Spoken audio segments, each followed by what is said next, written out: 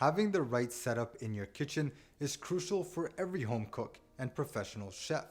The right setup will make a huge difference in your cooking, as you'll have everything you need to prep and execute your dishes. From having tongs at arm's reach when searing a steak to whisking olive oil into a vinaigrette. The right setup will give you a sense of confidence and a grace as you journey into unknown dishes and techniques. This lesson will list the must-haves you'll need for your kitchen and are some of the staples in every professional environment. So without further ado, let's get started. Deli containers. These are used extensively in restaurant kitchens. We pretty much store everything in them, especially our mise en place. From left to right, I have the liter container, perfect for carrying soups, stocks, and purees.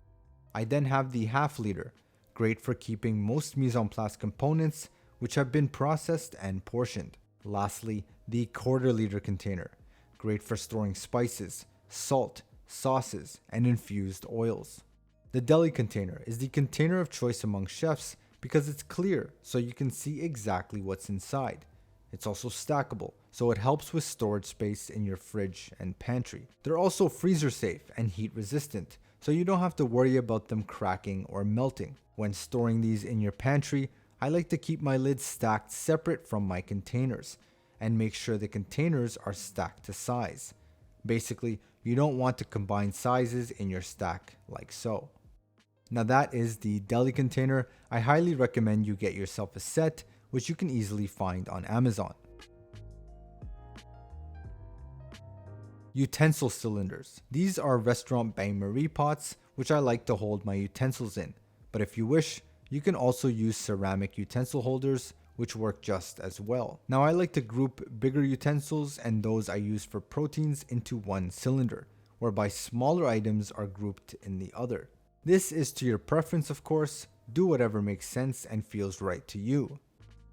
I also like to keep plating spoons in here, but in restaurant kitchens, you would have a separate small cylinder for tasting spoons, which would be filled with hot water for sanitation. Also, some other tools such as a small sieve for dusting powders and chopsticks for plating. Now make sure you grab a couple of these and group your utensils accordingly. Next is kosher salt in a quarter liter container and a pepper mill. The size of this container is perfect to keep salt in for both easy access and convenience. Now try to only buy kosher salt when it comes to cooking, as its granulometry makes it the best choice for seasoning. It also doesn't contain anti-caking agents and is the salt which has the least additives. The pepper mill is super convenient, and when freshly cracked, it contains much more volatile aromas and flavors than grounded pepper. To adjust the grind, simply turn the mounting screw clockwise for a fine grind and counterclockwise for coarse. To refill, simply remove the mounting screw and top cover to reveal the mechanism shaft. Then push it slightly to the side, which is where you will insert your peppercorns. Now let's go back to the salt, as I want to show you some different ways to season. Now what you're seasoning will dictate how many fingers you're going to use. We'll start with what is commonly known as the pinch.